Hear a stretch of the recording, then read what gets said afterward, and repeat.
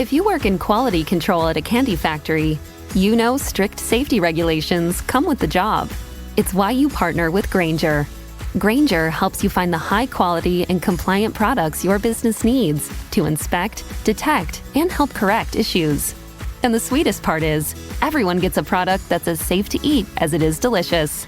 Call 1-800-GRAINGER, click Grainger.com, or just stop by. Grainger, for the ones who get it done.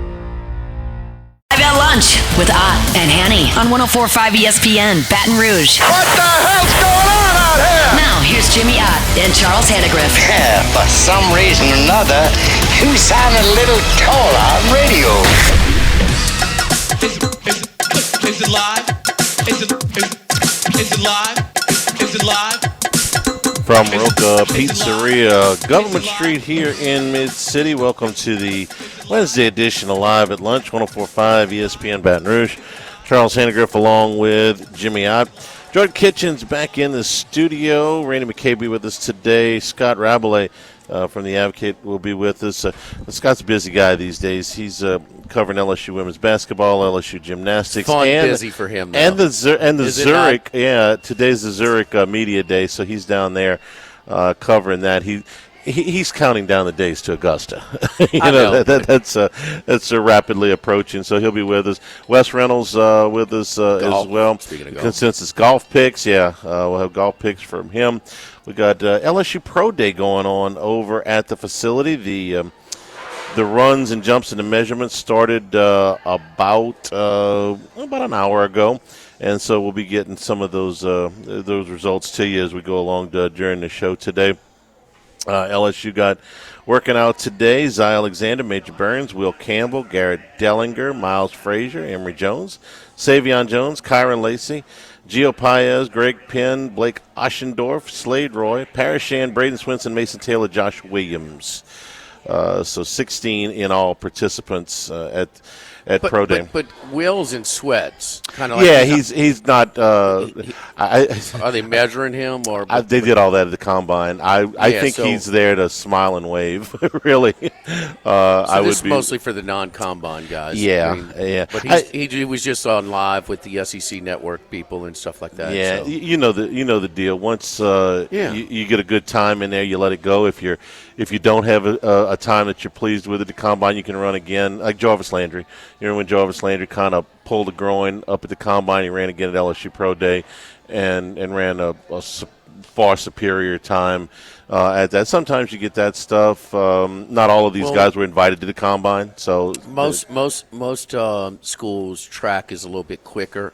That Indianapolis combine track tends to be historically a little slower. So you get the read, but not everybody that's participating today was invited. Right? To the combine. So you have a lot of those as well. But the Campbell thing is interesting, huh? All the tape in the world at the highest level, right? Right. The highest level of competition. Although is this a year where the SEC is not going to have the most drafted or the most first rounders? It's usually it's going to be closer than usual. Yeah, I don't know if I'm ready to top 10. Well, if your top 10 goes Cam Ward, Travis Hunter, Abdul Carter, Armand Membu has moved into most mock top 10s. That's a tackle from Missouri, so that's one. Mason Graham, the defensive lineman from Michigan. Ashton Genty, the running back from Boise State. Then you get, and it's Shadur Sanders, of course, who you get a lot of different opinions on Shadur these days. You see him as high as 2 in these drafts, and in some of these top 10, and some of these mock drafts, you see him slide all the way out of the top 10 entirely. I think that's unlikely, but I can't rule it out. And then you get into the Georgia guys. Georgia's going to have three players go probably in the top 20. Yeah. Campbell will be a top 10 pick. Now, he may not be the first lineman off the board the way we thought he was just a few weeks ago, but he's going in the top 10. James Pierce, the edge rusher from Tennessee, is going in the top half of the first round, I'm pretty sure. Shamar Stewart, the defensive lineman from Texas A&M, is going in the top 20. or so. Walter Nolan, defensive lineman from Ole Miss, is a first rounder. I don't know if he's a top half of the first rounder, but he's a first rounder. Matthew Golden, the receiver from Texas, could go in the first round. Jihad Campbell from Alabama, the linebacker, could go in the first round. The corner from Texas, Jadri Barron, go in the first round.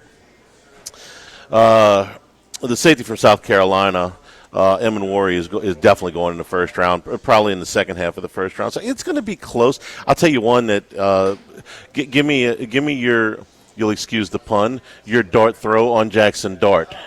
Because you got way more people saying he's going in the first round now.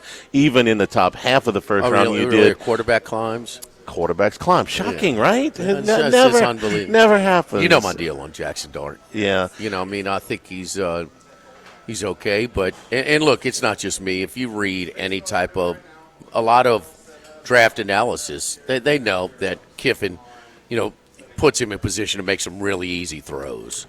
Yeah. Puts him in a comfort. It's very quarterback-friendly system that you're just not going to have these type of wide-open opportunities, windows that you have, at the college level.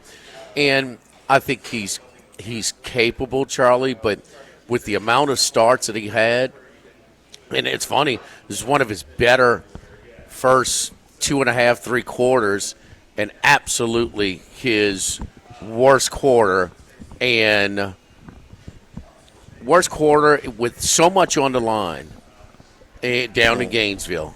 That right. It was just it's kind of unforgivable with that many starts, that deep into his career. You cannot be doing. That's why I'm so hard on Allaire. I mean, that start 25. He's doing that crap against Notre Dame. I thought that's you gotta. That's not start 7.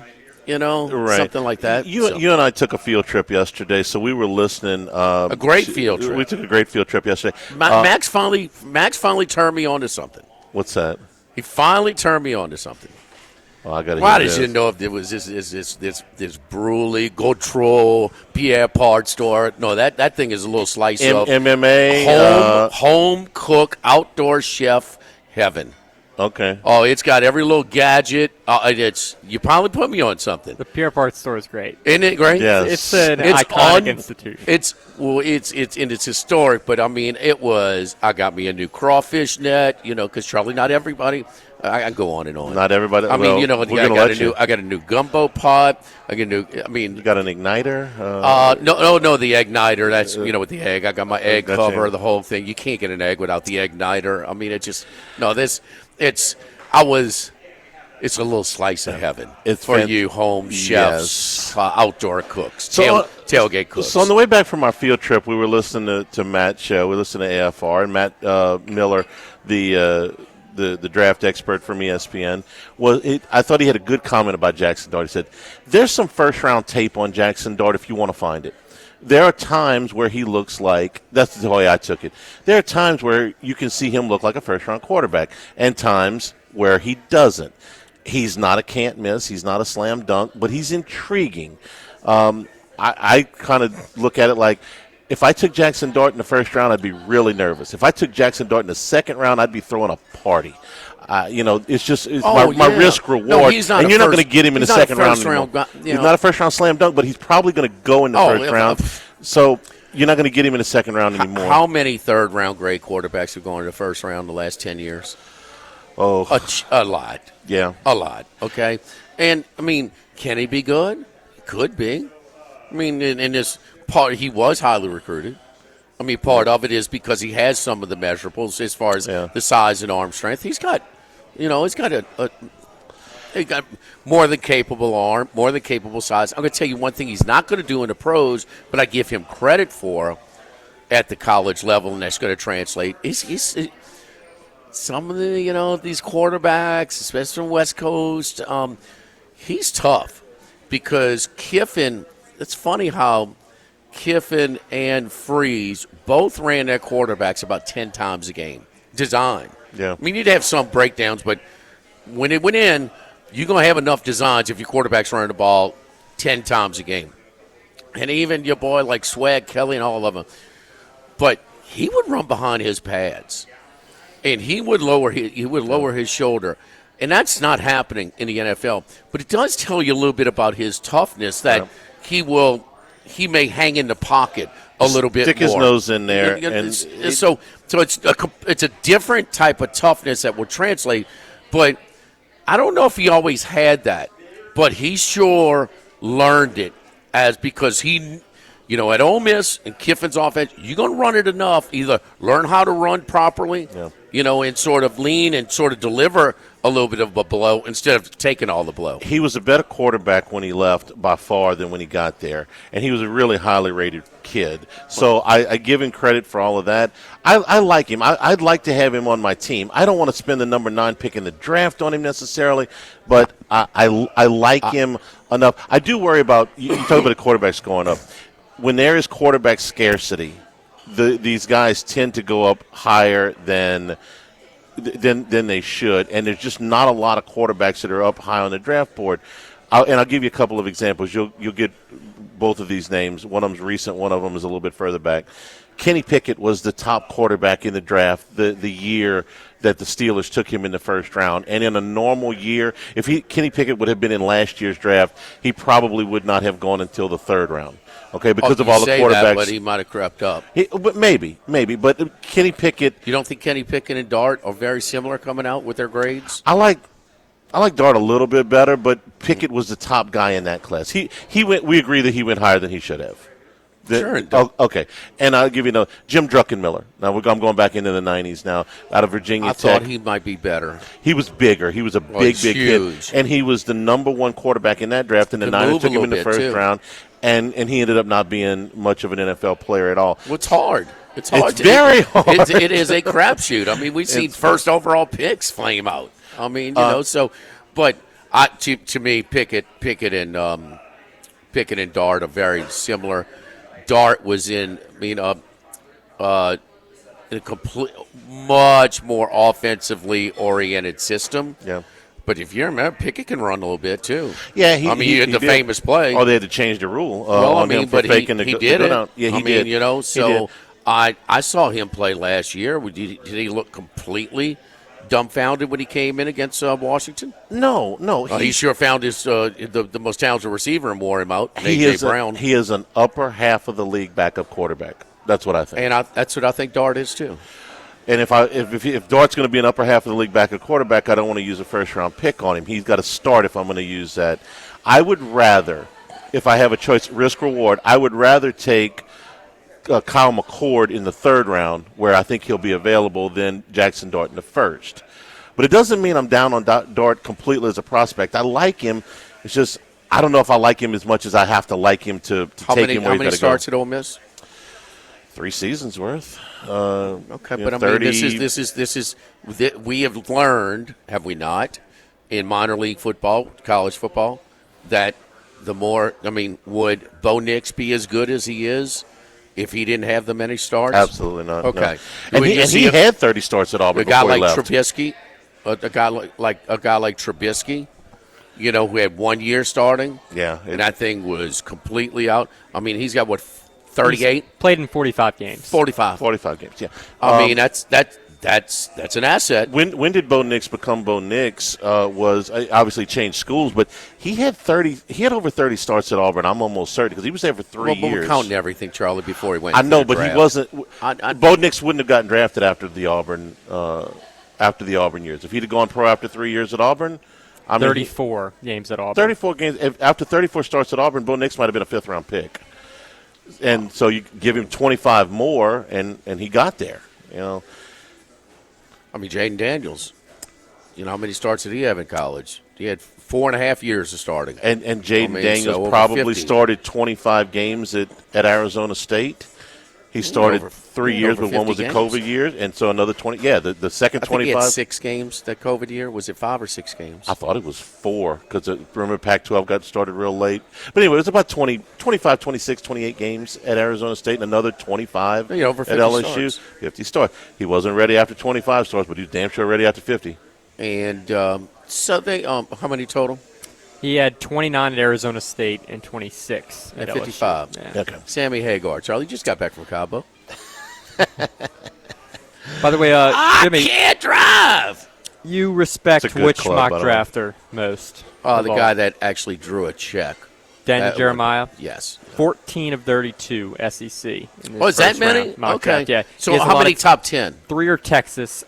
He's got, I think, 7 in the top 12, but only a lot of those are in the 7 of the top 12? top from the SEC? 13. Okay. But he's so got a that's- lot in the back end. So Jahad Campbell, he has mocked to the Saints at number 9 okay. from Bama. Okay. Well, business as usual then.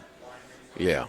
So, but I don't know. Texas being added is certainly a big part of that. They've got 3 it or seems 4 that of them way. this year. Well, I still don't know one. I mean, Abdul Carter, he's great and everything, but Travis Hunter, I mean, I've seen enough of him. My goodness, He's one of one. What? He's one of one. Yeah.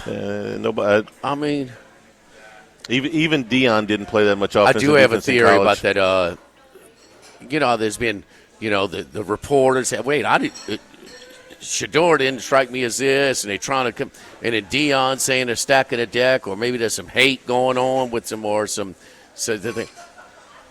you don't think they're throwing that test balloon out there, some unfair critiques of Shador to see how his family will react? They are, but they shouldn't have to, because anybody who has watched Dion, listened to Dion over the last, really his whole career, but certainly the last 2 years, knows what you're going to get. Did you think there was going to be any criticism of Shador and Dion keep his mouth shut? Not for 1 second. Don't forget, over here at Roca Pizzeria, we're on Government Street in the heart of Mid-City. We rotate between the Go Eat concepts over here at Roca and Modesto. And, man, look, springtime, so we are sort of kind of updating some of the menu items. And for instance, like, the heirloom tomatoes are in season. Creole tomatoes, heirloom tomatoes, both are in season right now. So the burrata cheese, it's kind of a creamier version of a freshwater mozzarella cheese, and the heirloom tomatoes, that is on the salad menu I have right now. Nothing more refreshing and good.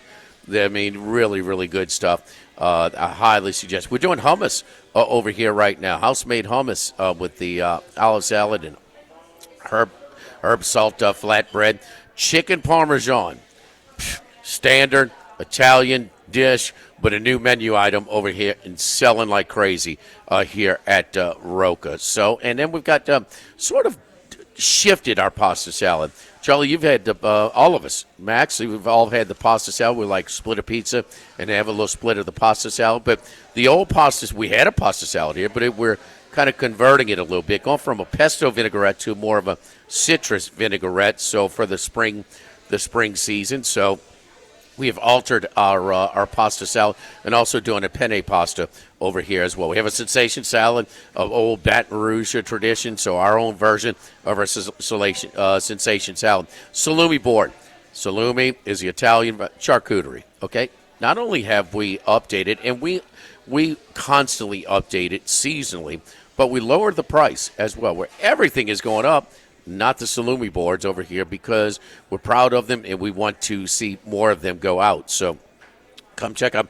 It's great shareable for a party of any size at your table. And then one of the sides that we've updated, we're doing roasted fingerling potatoes over here with the garlic and butter and, the grana cheese and herbs, and so good stuff. And a dessert, we did have this olive oil cake. So, boy, you talk about delicious stuff. A Pantana extra virgin olive oil, sliced almonds, whipped mascarpone, and it was on the menu, the dessert menu. It's been brought back by popular demand. So you Roca regulars, it is back on the menu over here. Our ultra popular olive oil cake here at Roca. It's not just pizza, Charlie.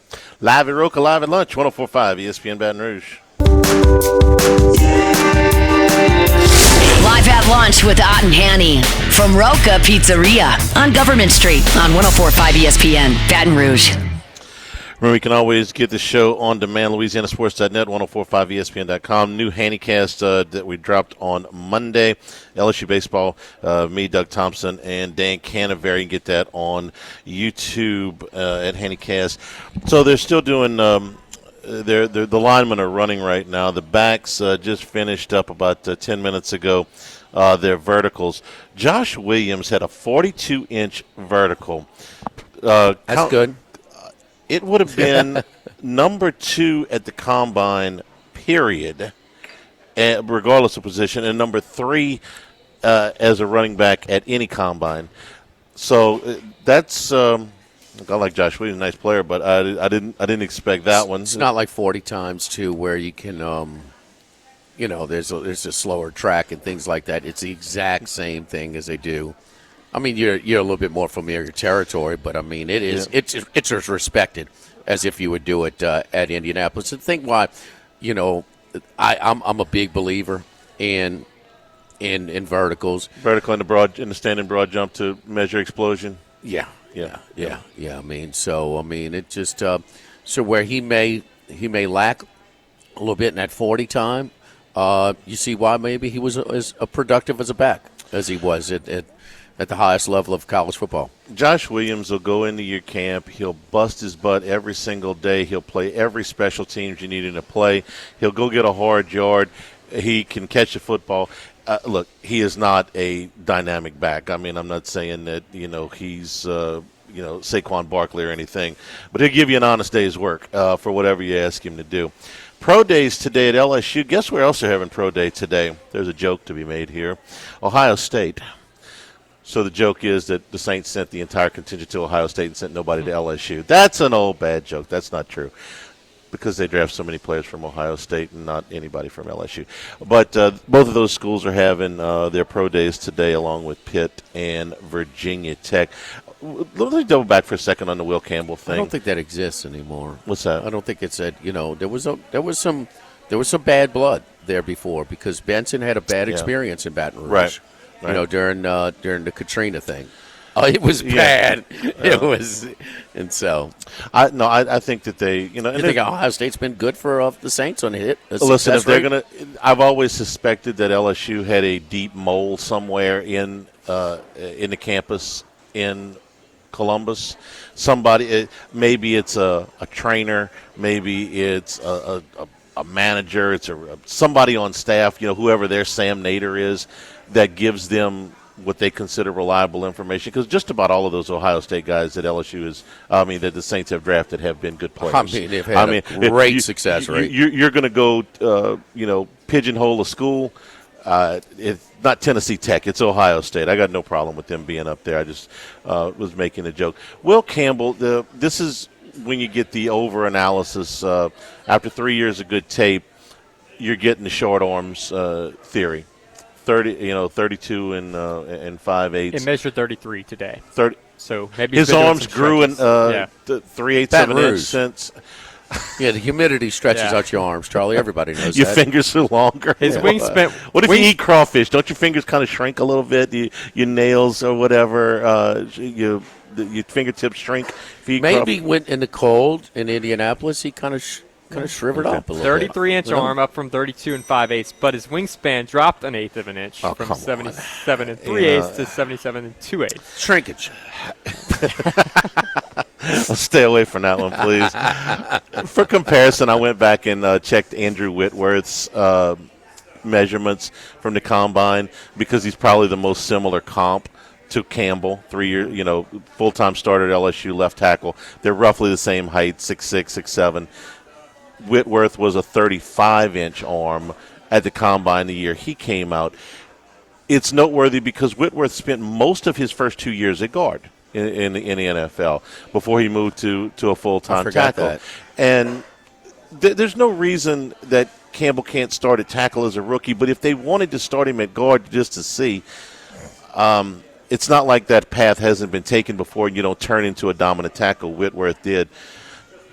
He's going to be a 12 to 14-year starting NFL lineman. I am as certain of that as I'm certain that Thursday follows Wednesday. I mean, unless something really, really out of the ordinary happens with an injury or something, I think this guy's a can't miss. Maybe it's as a guard. Maybe it's as a tackle. But I can't. There's nobody's going to tell me this guy's arms are an eighth of an inch shorter or 3/8 of an inch shorter than what we thought they were, and so we're going to drop him considerably. I still think he's a top 10 pick. They want to take the cat out of Missouri in front of him. Go right ahead. speaking of Missouri, Luther Burden's dropping. He's another one, okay? We watched Luther Burden for – Man, I'll take him. Can he play? Yeah. Okay. Do we care how tall he is? I mean, no. Do we care how big his hands Jamar are? Chase is not the tallest guy, but his catch radius is much bigger than guys his size. And Chase is such a physical receiver. They're showing the old Green Bay Cincinnati game that you went to, where all the kickers shared missing all the kicks forever until finally Mason Crosby made like his fourth. But Chase had a catch on the boundary that they called out of bounds, but. It's almost like a Patrick Peterson interception, because he shouldn't be able to make that catch. Oh, but they reviewed it, and they gave it to him. But, I mean, that was his rookie season. Yeah, Chase, for all of the receivers that have come through here, and the Odell Beckhams and Jarvis Landers and Malik Neighbors, and you want to go back a little bit further, the Dwayne Bowes. Chase is the most physically gifted guy I've seen come through here, and look, but there's plenty of. He's the best receiver I've ever seen. I know Odell Beckham can take the ball off the top of the backboard. Okay, Beckham's a freak. He is. Okay, he is. But the difference between Beckham and Jarvis was what? Jarvis way more physical. Jarvis on kickoff cutter show you he loved physicality. Right. He had a little bit of my favorite Hines Ward in him. Yeah. I mean, he wants to hit you. He wants to. To me, Chase is a combination of those two, because he can make those Now, Jarvis has made his fair share of acrobatic catches as well. He did. I mean, he reached around the guy from Arkansas. The last pass Mettenberger threw at LSU was that catch you're talking about when he basically went through the damn defensive back. And then the one in Fayetteville where he kind of got his feet down. So he had his acrobatic catches. Like the Matrix. But Chase, his lower body strength and his physicality. He's a receiver that won't go down with arm tackles. You're going to have to tackle him. Right. But then he can also Beckham's just such a freak, Charlie. I mean, catching the balls with one hand, like kickoffs with one hand. Kind of deal. If they go do decathlon, maybe Beckham might beat him, but Chase was just so damn good. I think he's just so much more physical. Yeah, he is.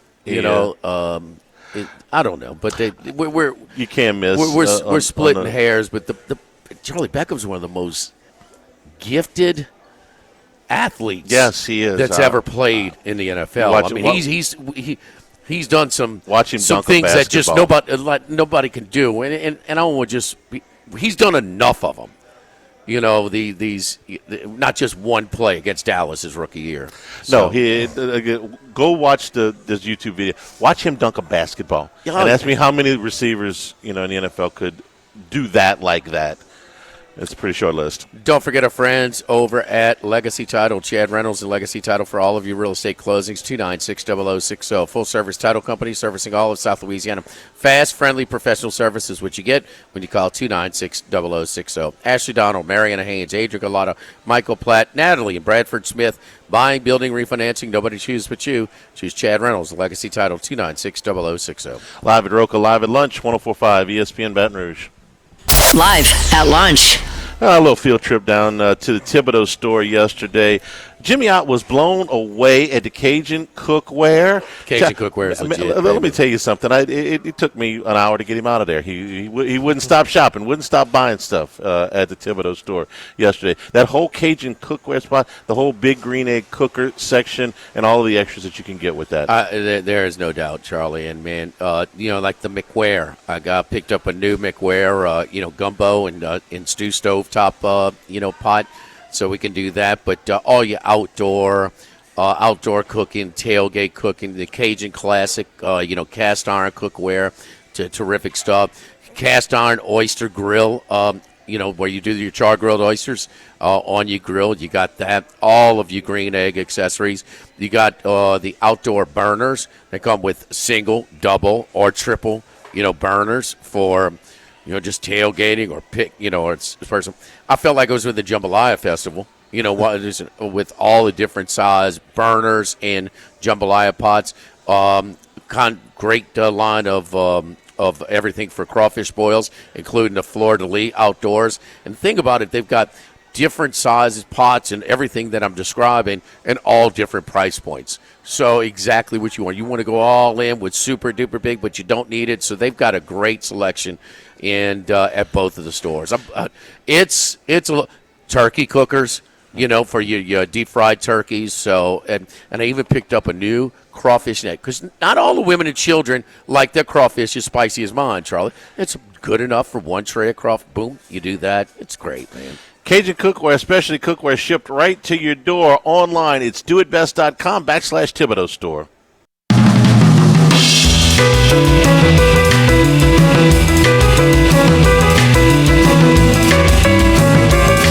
Live at lunch with Ott and Hanny from Roca Pizzeria on Government Street on 104.5 ESPN, Baton Rouge.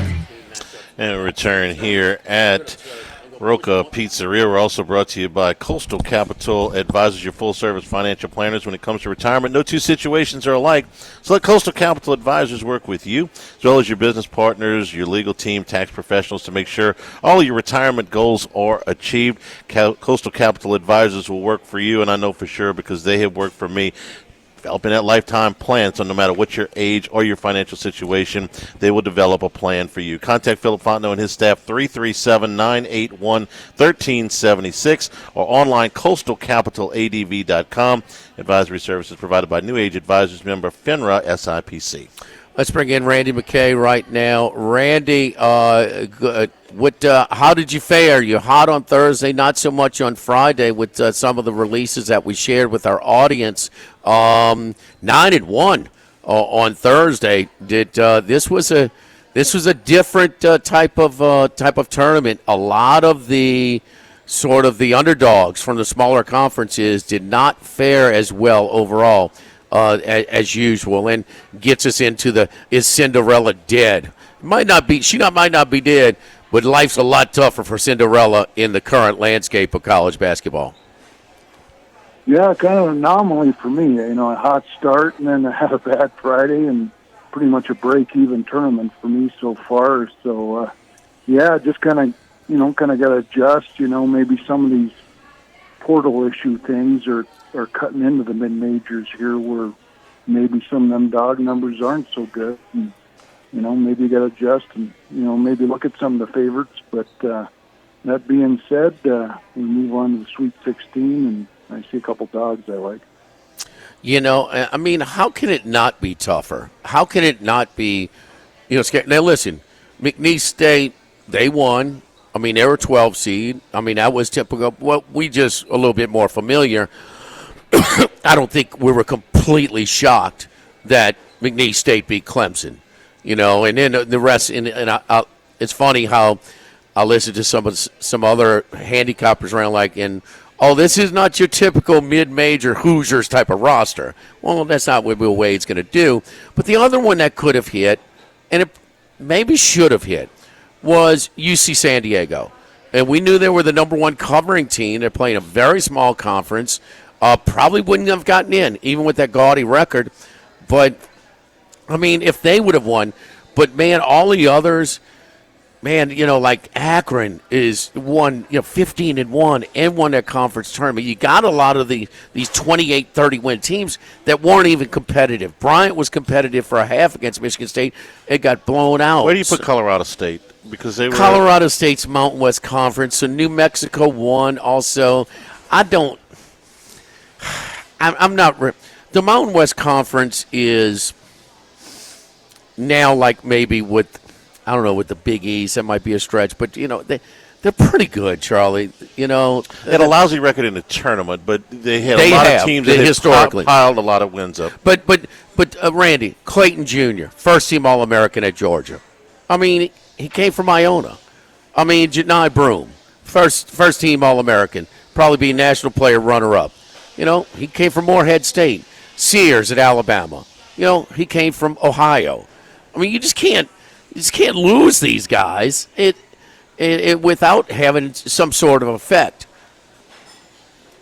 Yeah, I'll even throw in Grant Nelson, came from North Dakota State, played Absolutely. for Alabama now. Yes. Pretty good player as well. So yeah, it's definitely showing. I think you just got to monitor that every year and see see how it affects. And fortunately, it makes it tougher to figure out some of these numbers when these teams play that conference coming into the NCAA tournament for 2 months, and then you got to readjust and try to figure out how they're going to match up against each other in the tournaments here.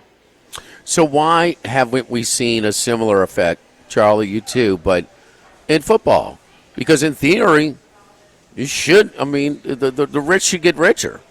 I mean, a guy like Gibbs, the running back at Georgia Tech.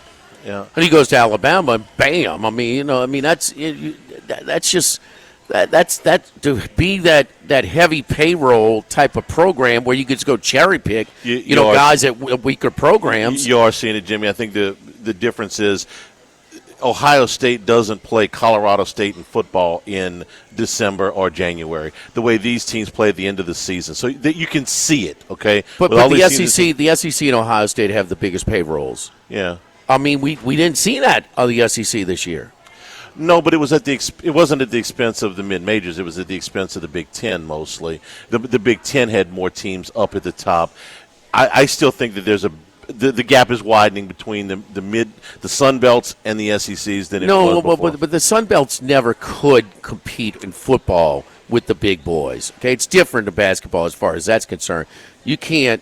I mean, you might be able to go get a player, but we didn't see the biggest budgets. You want to go through them in Alabama, Georgia, and LSU. I mean, they weren't the best teams. No, SMU and Arizona made the Arizona State made the playoff, right. And Alabama and so LSU it's a format.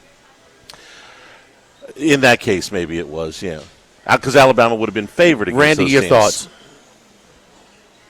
Yeah, you just then you got to equivalate too. You got to football's 11 person on the field compared to basketball's only 5. So less players there as well, and you got to factor that in, and maybe eventually we will see that. But of course, maybe more rich talent too in football than there is in basketball as well. I think is it harder to evaluate in football than basketball, because I'm a big believer in you're surrounded by, I don't care if you're playing linebacker, defensive lineman, offensive lineman, running back for sure. I mean, if you're surrounded by really good talent, it sure makes you look a lot better on film in football. Whereas I think you can identify a little bit. I mean, history's shown us that, huh, Charlie? Are there more misses in the NFL draft or the NBA draft? It's in the NFL draft. It's a lot more. There's so many more players. Randy? Yeah, and then of course you got to equivalate football too. Offensive and defensive lines, play out more than So you look at a team like, my home team, North Dakota State. Why have they been so successful? But you look on a lot of NFL teams. There's a North Dakota State guy in their offensive line or defensive line. Yeah, no doubt. All right, who you looking at in the Sweet 16 matchups, Randy? Yeah, a couple dogs here. Of course, going to fade the Duke train here right away here on Thursday. Going to take the points here with Arizona. I think Duke's going to be overinflated for all these games, but hopefully we can get inside the number here. Unfortunately, Duke will probably win in advance, but I could see Arizona giving them a close game, even though they had to, play the tough schedule spot there where they had the late game.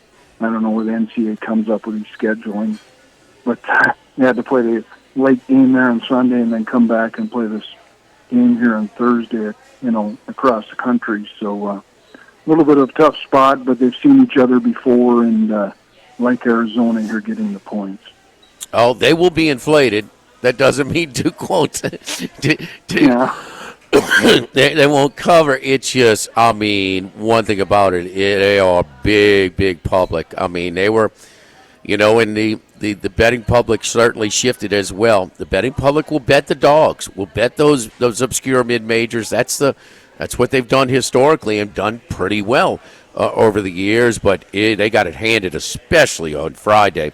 But they shifted, and they were betting Duke like the game was over on Sunday, and they easily covered. So Arizona plus the 9.5 right now currently. Who else? Yeah, I'm going to come back with the Wolverines here, like what has been seen out of them. A little bit of different matchup here with Auburn, number 1 seed in the whole tournament, back to their dog roll, which should be a good spot here. I feel their big men will match up a little bit here with Auburn. They won't have so much trouble turning the ball over against Auburn as they were against San Diego, and then the game they advanced on. So like Michigan here getting the points, and feel this game should be a dogfight all the way down to the end. Auburn really hasn't been that impressive, lately. So like Michigan getting the points. What was the game on that Saturday with 2 games to go, and they were on the ride back where they won and clinched the SEC championship game? I forget for Auburn, but it was, they go to A&M and lay a complete egg. They lose at home to Alabama. They win 1 game but lose in the semifinals, and it's been unspectacular.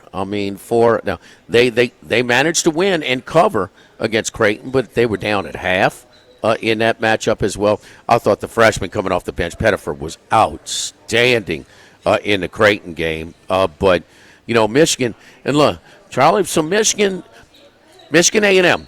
A&M's going to have a double-digit second-half lead, and they're going to lose by double digits. Oh, well, they didn't score but like 2 points for 15 minutes or something. No, they gave up 56 points and got out-rebounded by Michigan. Huh? And Michigan only had 9 turnovers. They got out-rebounded by a lot, and I'll tell you the other thing they did. They lived at the free throw line in that game. Michigan. Well, they had a lot late, too. Well, Michigan made 29. They made 81% of their free throws. They made 29 free throws in that game, which kind of, like you said, expanded that margin at the end. Michigan, we just keep writing them off, but and you keep writing them off. I didn't want to no, that's true. No, I am a non-believer. I am a non-believer. There is no doubt. But they're kind of built for close games, huh, Randy? So nine seasons. Auburn is not in midseason form. I think that's safe to say, and I think that's what you hinted at, right, Randy? Yeah, and you look at Dusty May's teams. Even came over from Florida Atlantic and made a run with them. Their teams know to play late in the game and play smart, and you're seeing that first 2 games they did the same thing. And this game, if Auburn probably will get in that kind of fight, we'll see how they can adjust. And this might be a spot where they get tripped up. We've seen Bruce Pearl teams in the past do this. When they the noose gets around the neck, it gets hung. Right. They get hung a little late. So we'll see what happens here. We'll see if Auburn loses. Any other picks, Randy? Yeah, just pretty much looking at those 2. Okay. I think all the other games are pretty well lined, and also getting a little bit ready here for opening day of baseball. I do have some RSWs if you guys want some, okay, but real quick. I don't bet regular. I got over on the Twins 83.5. Okay. Under on the Yankees, this probably moves. I got it before Cole got injured, 92.5. 92. Oh gosh, yeah. I got over 85.5, 84.5. Excuse me, on Seattle, and I have under 82.5 on the Cleveland. Well, I still call them the Indians, but they can't. I had Cleveland big last year. They can't possibly repeat with all those close victories. It was and then you take away Ramirez's plate protection. And Naylor as well. I like Seattle to win the AL West as well out there. Houston, obviously, projected to take a little bit of a dip as well. Follow Randy on Twitter at RR39, RR39. Randy, good luck, man. Thanks again for coming on. All right, thanks, guys. Good luck, everybody out there. All right, yeah. Don't forget our friends at United Community Bank, the local way to bank big, with locations from Baton Rouge to Golden Meadow. Been serving the people of Southern Louisiana for over 50 years. United Community Bank, our great team of bankers: Heath Meir, Nicole Glover, Hunter Creed, David Campbell, David Henry, and Prentice Wilkes. United Community Bank, member FDIC, equal housing lender. Live at Roca, live at lunch, 104.5 ESPN Baton Rouge. Live at lunch with Ott and Hanny from Roca Pizzeria on Government Street on 104.5 ESPN Baton Rouge. few little highlights from Pro Day besides Will Campbell's arms growing. Mason Taylor 4.65 in the 40. That would have been second at the combine. Tyler Warren did not run at the combine, by the way. And Kyron Lacey runs a 4.5 flat in his first attempt at the 40. Be some questions off the field, of course, about Lacey, but a 4.5 flat here. More combine results for you when we come back here live at Roca, live at lunch, 104.5 ESPN Baton Rouge.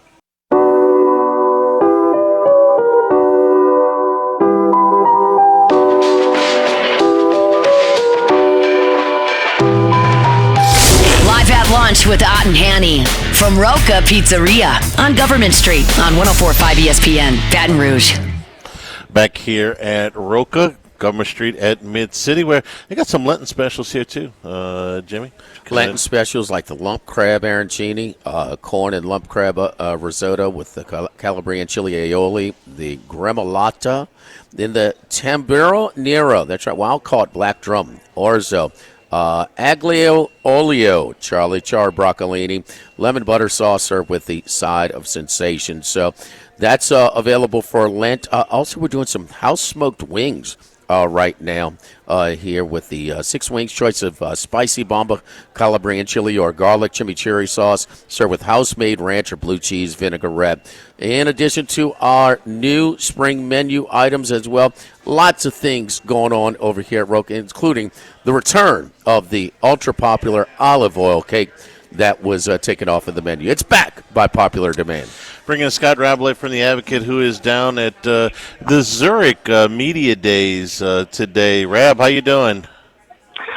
I'm good, guys. I was at a golf course on a beautiful day, so it doesn't get much better for Rab. You know how it is. I understand. Rory and Shane Lowry coming back to defend their titles this year to Zurich? They definitely are. They really had a blast. I mean, obviously, when you win, it's fun. We noticed. Yeah, the video, they weren't faking it. No, they said Steve Worthy, the tournament director, was saying how quickly viral that video went with them singing at the 19th hole, at the post-tournament party. And they said right then that they were coming back, and they have committed to returning this year, which is a huge boost for the tournament. I mean, obviously, Rory not only is as big a name as among active golfers as you can have, but he's also pretty hot too. He won at Pebble Beach. He just won the Players. So, wouldn't it be something if he won the Masters, then came here 2 weeks later? He finally won the Grand Slam. But it's big enough as it is that they're coming back. Yeah, I can't imagine the boost. It's almost impossible to measure to have two major champions win like that in a player of Rory's stature, and then for them to have those videos and stuff like that. It's a great boost for the Zurich, and I know you're headed to Augusta here in a few weeks. But let's back up on LSU women's basketball, Rab. Couple things that have really kind of stood out in the two blowout wins. Number one is, three. Number one, the health of the stars. Any concerns about Flau'jae Johnson and Anissa Morrow have been eased. Number two, the play of the bench. They have gotten so much more out of the bench in the last two games than they did, and even in the SEC tournament, than they did down the stretch in the regular season. And then the ball movement. The number of assists the other night was really staggering. They're really moving the ball well. So those were the things that stood out to me. What stood out to you? Yeah, if I may, pick on one of the things that you just said, the ball movement. They had 28 assists on 41 made baskets against Florida State, which is, or maybe 29. It was an astounding number. And just the passing, Florida State got so fixated down low on Morrow, they kept leaving Samaya Smith wide open. And there was one play that really struck me, Charlie. Flau'jae Johnson drove the left baseline. The defense is kind of collapsing on her. She does a little pass under the basket to Morrow, who's wide open for a layup. And when to me, I always feel like when you're in the postseason and you see that kind of chemistry, that kind of unselfishness with the team, that says a lot. And obviously, they shot the ball well. They shot 58% from the field. They were close to their NCAA tournament team record for a while. Then they put in a bunch of reserves. But that ball movement was tremendous. And of course, the health of the players. Flau'jae was out for a long period of time in the second quarter, but it was because of foul trouble, not because of her legs. I think there was some concern maybe she might stiffen up, being out that long. But she came out in the second half, and they just they felt like an avalanche on Florida State. 31-6, one of the best quarters of all the women's basketball postseason games I've covered over the years. That's one of the very best quarters they've ever had, certainly against a quality opponent. Let's look ahead now. This NC State team that they're playing on Friday, they played and beat, but it was all the way back in November. And then a potential matchup if UCLA can get behind what is a scrappy Ole Miss team. Got to watch them play. And Lauren Betts, their 6'7" center who averages 20 and 10. LSU saw her last year. She had a nice game, but LSU was able to keep her enough in check to advance that time. She's a year older, a year better. What kind of chance do you give LSU to get through and make it to the Final Four? I think I've given as good a chance as anybody. I mean, UCLA is yet to make it to the Final Four. It's hard to believe, with the kind of athletic tradition that they have, but they've yet to make it to a Final Four. Yes, Betts is really good. Kiki Rice, their guard, is very good. NC State's got some good players. They went to the Final Four last year. Now they might be mad. They might be looking for revenge, but it's got to be in the back of their minds that LSU handled them by 17 points in the Bahamas back in November. They're tough. They're too tough. Whoever they play, whether it's NC State and UCLA, or if they can win the game, NC State and Ole Miss, who beat them at the end of the regular season, they're going to be tough games. LSU's toughest game 2 years ago en route to the national championship was the Sweet 16 game against Utah. 66-63, I believe, really kind of pulled it out. Remember, the Utah player kind of choked at the free throw line, let's say, at the very end of the game.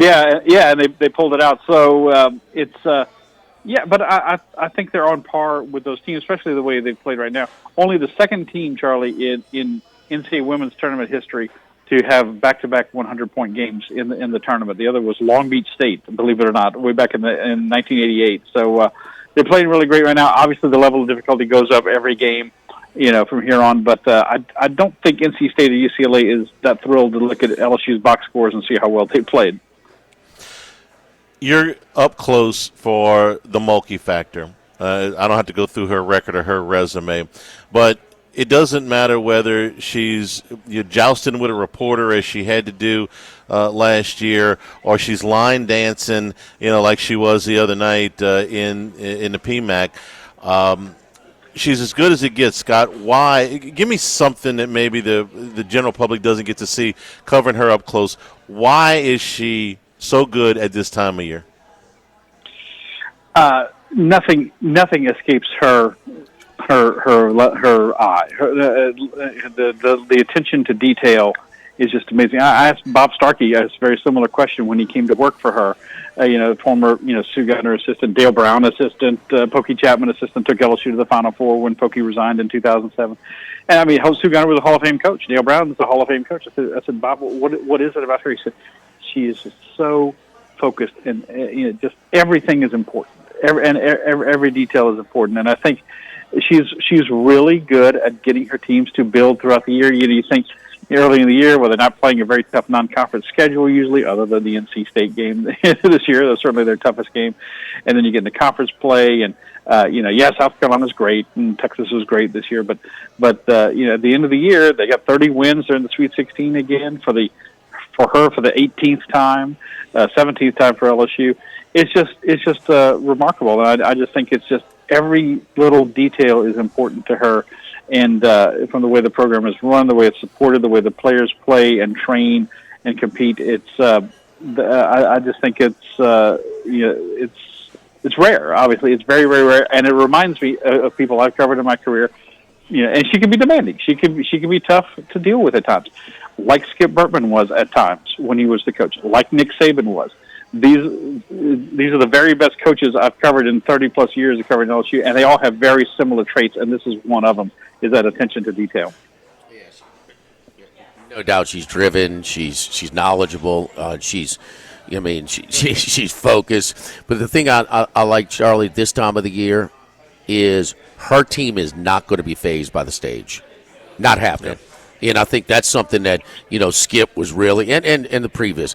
They are the big stage how many times we sat in Rosenblatt, you see big-time prospects, cave, and then role players become stars. You never know. Like they look at Spike Albrecht in the final against Louisville for Michigan. He has like 19 points in the first. You never know, but Those coaches, Scott, their teams are not going to be fazed by the big stage. Oh, no question. And like Kim said, this is not their goal. Their goal is not just to get to the Sweet 16. They have bigger eyes on getting to the Elite Eight and getting to the Final Four and winning the national championship. And you still have a lot of experience on this team that experienced, and some players like Anissa Morrow and Michaela Williams. I keep picturing that she was on the 2023 team, and she wasn't. She was a freshman last year. Is that they have that hunger to try to get there, and a coach that has just had so much success in the tournament. She's never lost a first-round game since her very first one at Baylor, and she's been in the Sweet 16, like I said, almost every year of her career. It's been pretty remarkable. Yeah, no, they won't be phased. It'll see. They got to make a long trip. So does NC State, obviously, to Spokane. But I think they'll be ready for it, and I'm sure have every confidence that they're going to make it to Tampa for the Final Four. I agree with everything you guys said, and I'll add one thing. She makes adjustments as well as any coach in the game, men or women. Tania Latson averaged 25 points a game for Florida State. She had 23 points in the first half. They made an adjustment on how they were guarding her off the screen. She scored 7 points in the second half. That's Florida State's leading scorer. That's one of the leading scorers in the country. They made the defensive adjustment. They held her to a third of what she had in the first half. That's coaching. Okay, I'm sorry. That's a very, very big deal. No doubt. Scott, let's talk about gymnastics. They win the SEC meet in Birmingham. They are the number 1 seed going into the NCAA tournament for the first time in program history, and they are headed up to Penn State. So kind of give me a lay of the land of what happened down or what happened in Birmingham, and what LSU is looking at when they get to Penn State. Yeah, it was a very interesting meet. It was a as Jay Clark said, a slobber knocker meet. They're the evening session at the SEC is number 1 Oklahoma at the time, number 2 LSU, number 3 Florida, and number 7 Missouri. This was as good as you would see in a national semifinal, or maybe even the national final in Fort Worth in April. And they were just consistent. All 3 of the other teams had perfect 10, at least 1 or more perfect 10s. Florida had 3 of them, two on bars alone. LSU was just consistent. They went from they didn't count anything higher than a 9.95, which is very, very good. Nothing lower than a 9.85. Just no falls, no big wobbles, nothing. Just very, very consistent. And slow and steady won the race. And they were trailing Florida by half a tenth going to the last event. LSU was on vault and Florida was on beam, and Florida just kind of crumbled. They had a 41.9, which is not awful, but not championship level. And LSU wired it. Haley Bryant gets a 9.95 on vault. She clinches the all-around title for the second straight year. She clinches the team title for LSU, and that allowed their average to vault past Oklahoma's to the number 1 spot. So they're the number 1 overall seed. These are all predetermined regionals, so they get sent to Penn State. That's more of a neutral site. They got Arkansas. They've got Michigan, who won the national championship a few years ago. Michigan State's an up-and-coming team, but LSU is the favorite. They're in a semifinal next Thursday. The top 2 teams out of 4 advance to the regional final. The top 2 teams there advance to Fort Worth for the nationals.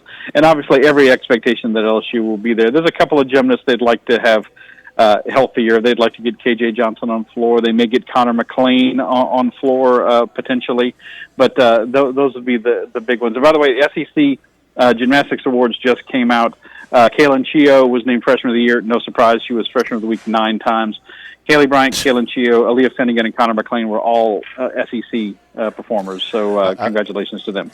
I've been following you with the Chio thing. Yeah, she could have been named Freshman of the Year about halfway through the season. That race was over. She was 4th in the all-around. Yeah, she finished. Very good. First time in the SEC. She wasn't talking about not phased by the big moment. She was 4th overall, so not bad.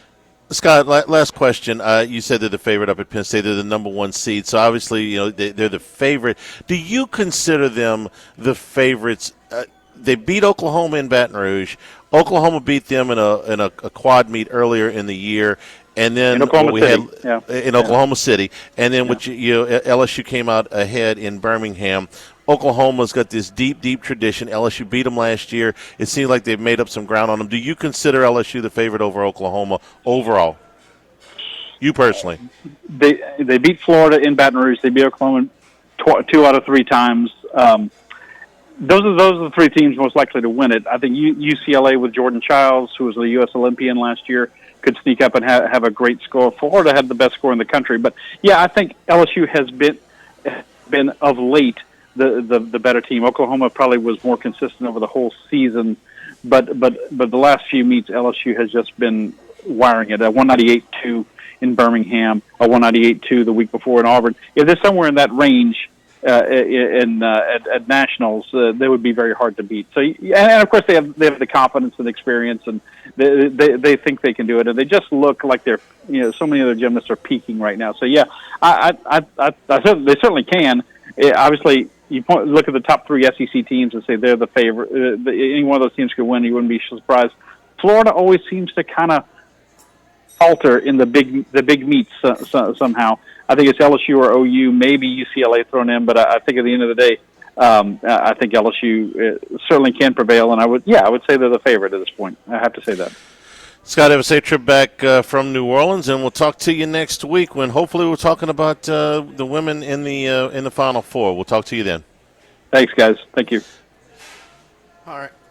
Don't forget our friends over at Workbox and Workbox Services. My buddy Martin Padial and his crew over at Workbox. They can handle all of your movable storage needs, commercial or residential. So, at residential, it's called the home box, a unit for storage or for moving. It makes it, you can kind of do it more when you have it, do the unit in your driveway. Kind of do it at your own pace instead of all at once. That's always nice. The work sites, of course, we could do them 8x8, 8x10, 8x20, or 8x40 feet, not just one size. And these units can be customized for any use, whether it's for hunting purposes, lunchrooms, work sites for plumbers or for welders, part office, part storage, you name it, climate control, shelving, lighting, using different materials, whatever you need, whatever you decide. Give my buddy Martin Padial and Workbox a call at 343-4886 and workboxllc.com. Live at Roca, live at lunch, 104.5 ESPN Baton Rouge.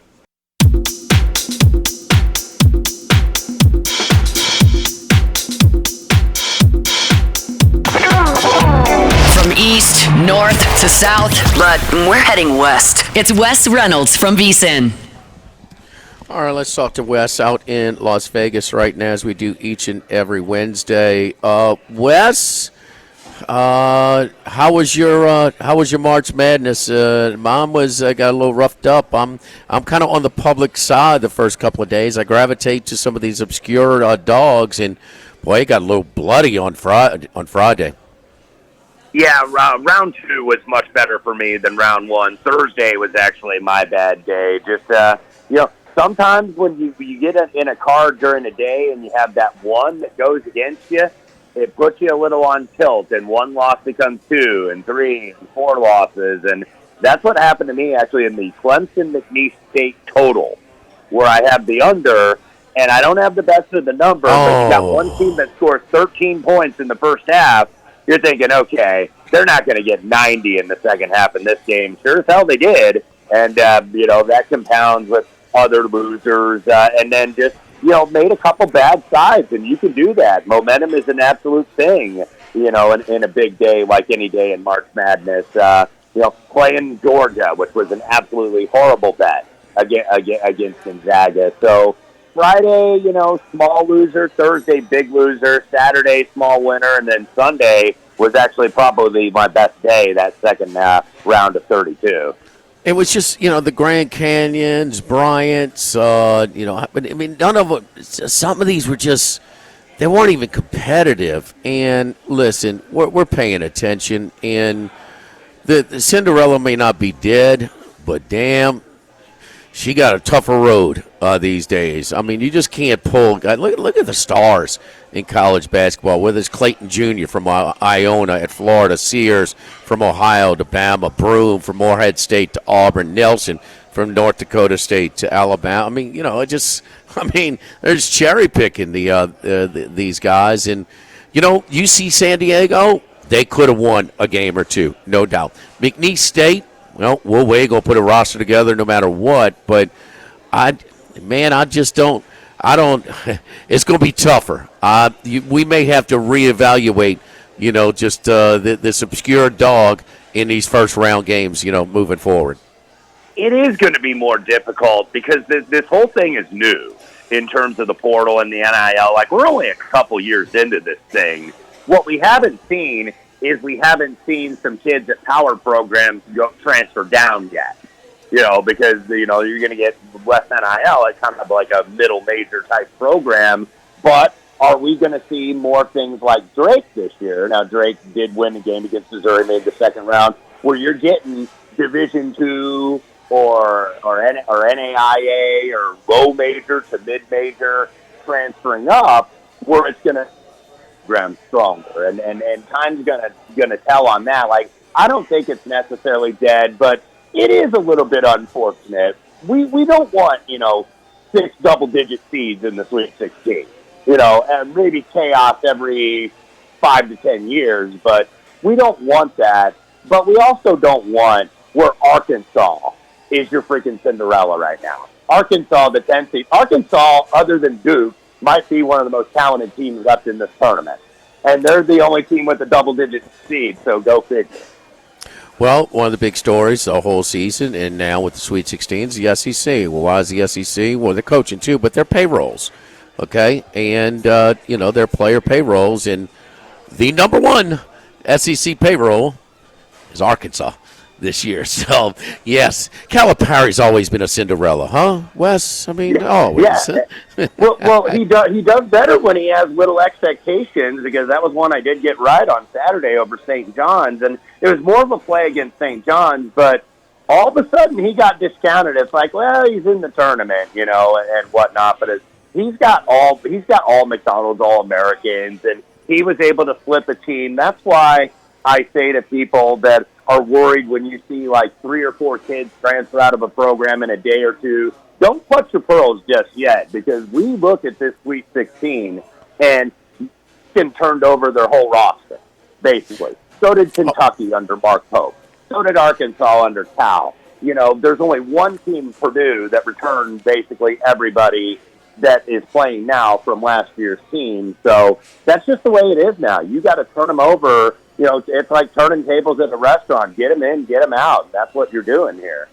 On the reverse side, Auburn, I mean, with all those quad ones, and no matter how much you want to emphasize quad ones, I mean, it's just a bus. A bus load. Let's face it. This is a weak ACC. We just don't know. Duke looks real good. It's funny how you got to go to the once proud ACC. It reminds me of some of those UNLV teams where, man, they just beating up on everybody that they're playing. And, of course, the UNLV played tough non-conference, but, I mean, how good are they when they get into much tougher competition? But on the reverse side, Auburn, they're not playing at the level. Since they clinched with a week to go, with 2 regular season games to go, they're not playing at that level right now. And are they capable of recapturing that level?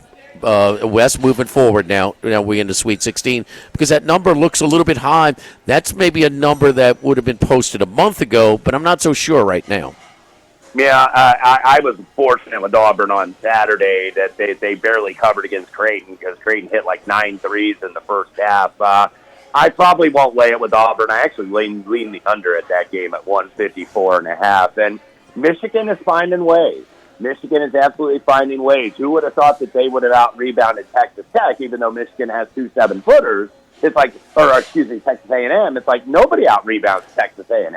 But Michigan did, and, Texas A&M couldn't make enough shots to keep up with them. But I kind of think lower-paced game. I'm interested in how some of these totals are going to play when you get to these big stadiums. We know when they play down in Houston, like it's a cavern at that stadium. We'll see how it plays, at Atlanta, and how it plays at Lucas Oil up in Indianapolis, of what that is going to be. It's tough to bet unders, I understand, but that's kind of where I'm looking in a couple of these games, especially in the big stadiums.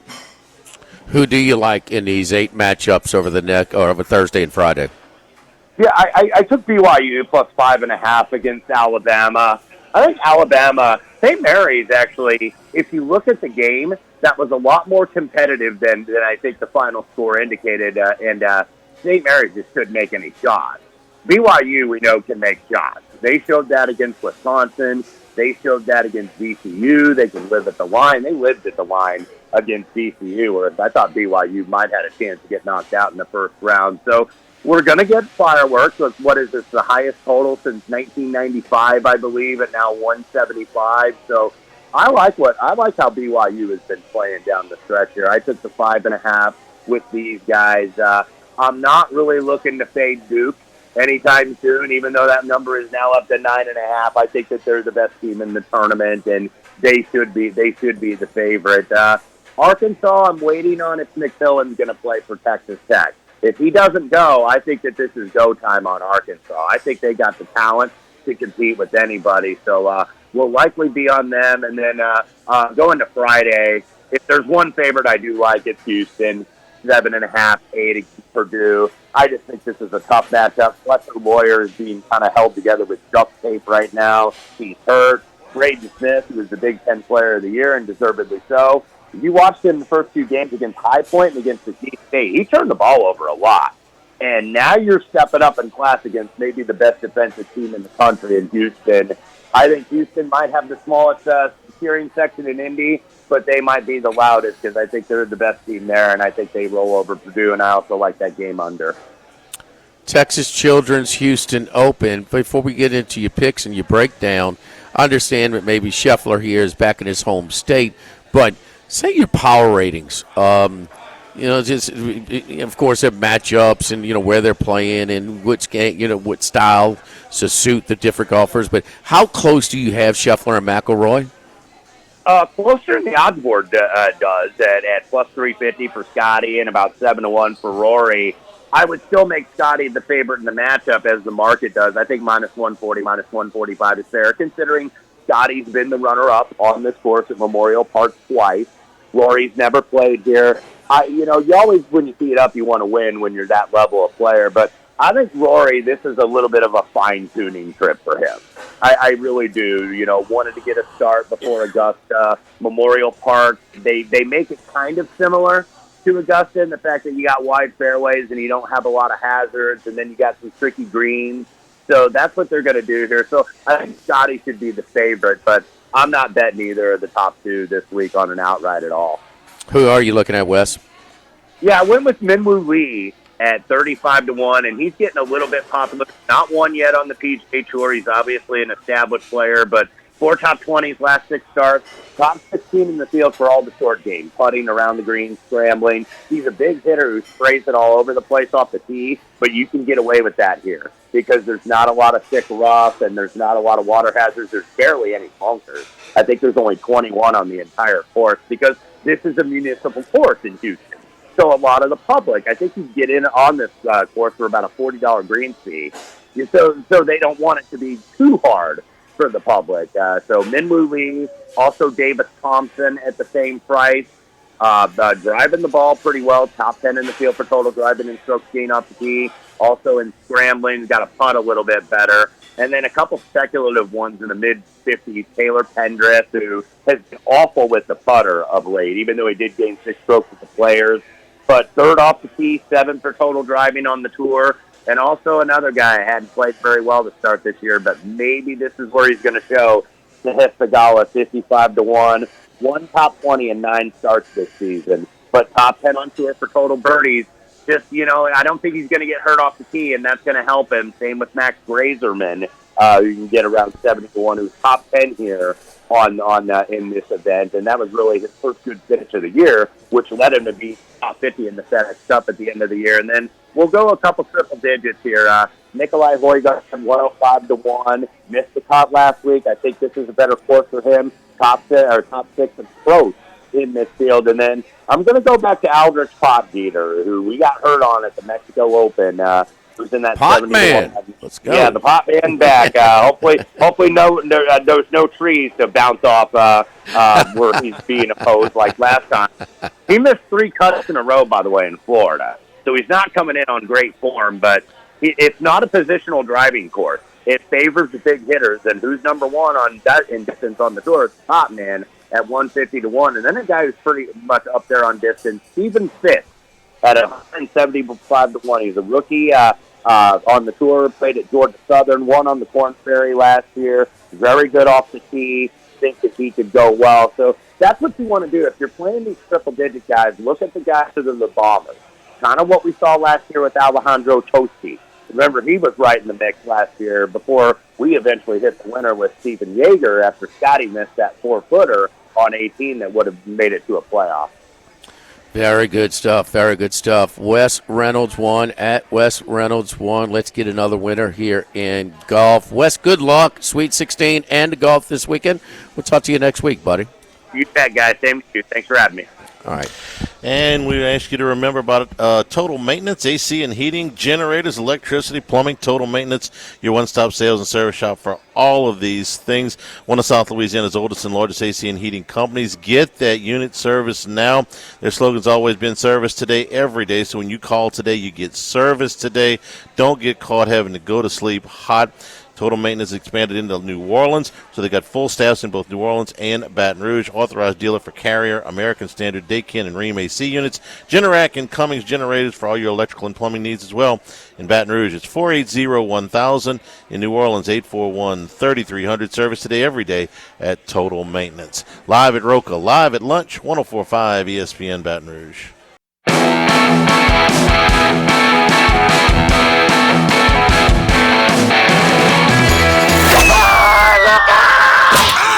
Our Wednesday consensus golf picks are brought to you by Dana Brown at the law offices of O.C. Brown. And our consensus golf picks here from Roca Pizzeria. We're at Government Street here in Mid-City. Come by and join us here on what's a gorgeous day in Baton Rouge. All right, Max, let's go with your picks to open up here. Yeah, Houston Open. I really like this golf course. Memorial Park, it's, as Wes mentioned, anybody can play it. I think it's pretty much favored to the Houston residents. But my brother lives right by the course. He said they haven't had a whole lot of rain as of late, which is good because they're supposed to get quite a bit of rain Thursday through Saturday. So the course should be able to hold it a little bit better than if it were already wet. But this track does typically favor a little bit of a longer hitter just because there's not a whole lot of penalty for missing the fairway. They've even lowered the rough this year from 2.5 inches to 1.5 inches, so it even more favorable. I think that's trying to mimic Augusta National a little bit where there's not a whole lot of rough. These greens are raised as well. They're very much a test around the greens, so you can't be a bad chipper and really have a whole lot of success here, which is rare for courses. Normally it's pretty easy on PGA Tour to chip, but that's where I'm going to start with someone who's had a lot of success here at Memorial Park, and that's Tony Finau at 35-1. Runner-up last year, but won it just 2 years ago, back when this was in November of 2022. He's not got the best form right now. He missed the cut at the Players, but I don't take too much out of the Players because so much can happen there with all the water that's out there. He's just a long enough hitter with good iron play and a really good around-the-green game traditionally in his career that if his putter pops off, which it did not last year, he should have won this event last year, but just could not putt worth a lick. I think if he gets it going, you're getting good pedigree. I kind of missed out on Victor Hovland last week. Been playing him a lot. Didn't take him last week at 90-1 and really regretted that. So I'm going to take a guy who's got some win equity in Tony Finau at 35-1 to start my card. Siwoo Kim, 50-1. Not a long hitter by any stretch of the imagination, but has done pretty well on long courses and is, in decent enough form. Traditionally, maybe lacks that winning upside, but he's gotten 4 top 25 finishes in his last 5 starts, and also a really good around-the-green player. So Siwoo Kim at 50-1. A couple of mid-range guys here. Alex Smalley, 60-1. Another pedigree guy. Hits a lot of greens. That's the one thing that you're going to need this week. These are pretty large greens, but those drop-offs around the greens means it's very important just to hit the green. Maybe you don't have to hit it inside 10 feet. A lot of times you look for somebody who throws darts, but he's maybe not that type of player, but hits a lot of greens, which is going to be important this week, just to give yourself a couple easy 2-putt pars, and he does that pretty well. Thomas Dietrich, 60-1. This is an interesting one. He won the Waste Management Phoenix Open. Kind of took a breath, as a lot of players do when they get a big win. Didn't play great afterwards, but had a nice finish a week ago, and it just seems like this is the type of course for him. Hits the greens, but also a long enough hitter and really, really good around the green player. Taylor Moore, 66-1. Not a great approach player, but again, the whole task here is just to hit the middle of the greens. Hit the middle of the greens. He's got the rest of the game around him.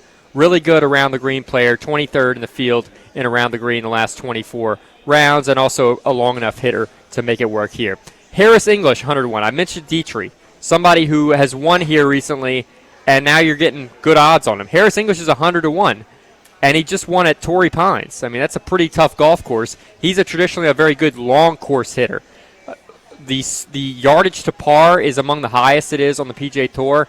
A lot of longer shots than what you see a lot. Not a whole lot of wedge. It's not a wedge fest. You're not going to be hitting short 100 and 125-yard shots in a whole lot of these greens. So Harris English is somebody who does well on these long courses, even though this is a par 70. It doesn't really stack up 74, 7,500 yards, so it might not sound like it that much. But to par, it's a long, long golf course. So Harris English, somebody who's won recently, had a chance to breathe. Now he's getting back into the flow of things. I like him this week at 100-1. And a couple bombs as well. One is very notable because Wes just mentioned him. Stephen Fisk, 175-1. This is just a fit play. It's pretty much exclusively a fit play because he's a long enough hitter. He's second in the field in greens gain, which is a stat that says how much do you hit the greens in regulation compared to the field in a normal event. Second on that golf course, so he's just aiming in the middle of the green, two putting from there, and this is a lower winning score. We saw 12 under, 13 under typically wins here, so pars are your friend at this venue. This is not a birdie fest, and so a guy like Stephen Fisk could rise to the occasion, and also pretty well on long courses, does pretty good around the greens. And Hayden Springer as well, another long shot at 250-1, just a fit play as well. So Finau, Siwoo Kim, Smalley, Dietrich, Taylor Moore, and Harris English with a couple bombs of Stephen Fisk and Hayden Springer. All right, so that gives us our consensus. We got four common picks. No unanimous from our three contributors. But first of all, off the top of the list, a couple of 35-1 shots. These are the lines. These are the odds over at the Queen, locally the DraftKings provider. Min Woo Lee at 35-1, and Davis Thompson at 35-1. So Min Woo Lee and then Thompson, Atlanta, Georgia, state and state, played at Georgia. Next one will be, this guy seems like his form is better, and it's kind of a breakthrough season for him, Alex Smalley, Max. But the Duke Blue Devil from Rochester, New York, it just kind of he's hanging around. There was another one that he was right there, finished like maybe second or third. Top five. What tournament was that? I don't think it was an elevated event, yeah, but he was top 10 at the Mexico Open. But in his last, that was it. He was right there. Though. He was. And that was a tight leaderboard. In his last 8 starts, he's got 6 top 25 finishes. Very good season for him. And then bombs away with Fisk. Get your ladders out, boys. Why not? This is just one. Outright 10s, 20s, play whatever. Play the placement markets, finished top 4 at the Puerto Rico Open. That's an event where not a whole lot of people are paying attention because the Arnold Palmer is the same weekend, so it's an alt-field event.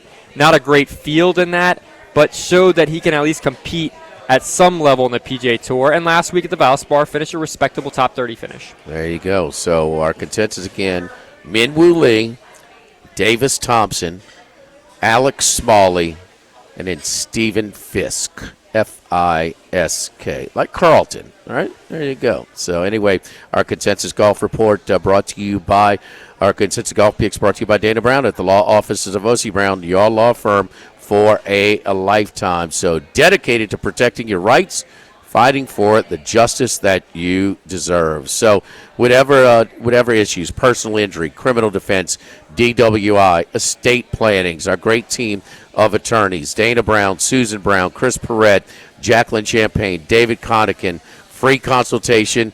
You can come on the website and you can set up that free and natural consultation. We'll review your case at no cost to you. Want to take the time to get to know you, understand your legal goals and your objectives, and better familiarize yourself with your situation and your case. So again, both Charlie and I have used Dana's team of attorneys for different reasons at different stages and did not hesitate 1 second to recommend them to friends and acquaintances as well.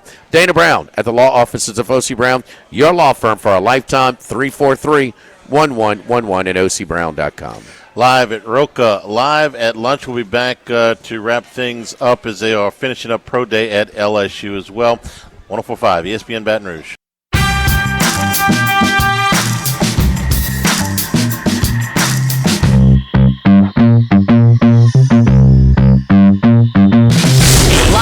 Lunch with Ott and Hanny from Roca Pizzeria on Government Street on 104.5 ESPN, Baton Rouge. Hey, wrapping up at Pro Day over at LSU as we continue here at Roca. The highlights of the day belong to Josh Williams, who ran a 4.45 40 and who also had a 42-inch vertical leap, which would have been second overall at the Combine this year and third of any running back at any Combine ever.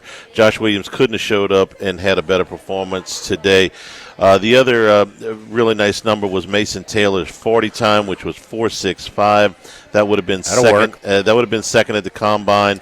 Again, Warren didn't run at the Combine. That's to Thornton at Oregon. So that's a very, very good number for Mason Taylor. He ran it twice, 4.65 and 4.68. Kyron Lacey ran the 40 in 4.5 flat. And Garrett Dellinger ran today, which I think is good. He ran a 5.1. Doesn't really matter about Lyman in the 40. Just that he's healthy because he missed the end of the season. I thought that was a good sign for him. A lot of the bigger prospects at LSU didn't do anything today. These guys that did the Combine, Will Campbell did not work out today. Emory Jones did not work out today. Braden Swinson did not work out today. They did all of those things back at the Combine. Savion Jones did everything today. He ran a 4.7 flat in the 40, measured 6'5 and a half, 283 pounds. Jones, I think, helped himself a ton in this final year at LSU. I thought he came a long way. I think he's got a good chance. Got a good chance there. So wrapping up Pro Day over at LSU. Oh, you had a bench press number for Mason Taylor too. I wanted to mention that one. Point at Max. So you really like you wanted Max's bench press number, so because he pointed it out to me. Yeah, I could maybe take on Mason Taylor. 28 reps on the bench press. Okay, that's pretty good for a tight end. 225. Yeah. Yep. 28 times for a tight end, and he came in today. Looking for his 6'5 and a quarter, 246. So that's good numbers. And if you watching the All 22, which we had available to us on the podcast on the Handycast, and watching Richard Dixon break down Mason Taylor as a blocker this past season was educational for me. A lot of the things that you can see on the All 22 that maybe you miss on a television cut. He came a long way. Play a little tight end at Akron. He was at Akron, right? Yeah, boy, he was built to do it. I don't know if he did or not. He was. Jason Taylor played probably about 6'5", about 250, Jason right? Taylor wouldn't finish his career at Akron, huh? No, he wouldn't. Oh, just not long. What about Khalil Mack? Khalil Mack would have never stayed at Buffalo. You know, right? No, none of those guys. Where was Taylor drafted? His dad. Jason Taylor, I want to say was first round, second round, third round, all the way third round, yeah. Really. Hall of Famer in the third round. Jimmy, you remarked we were watching some of the Combine. Mason Taylor popped up at one of the shows we were doing. You said he looked pretty big. You kind of remarked. Yeah, without pads. You know, because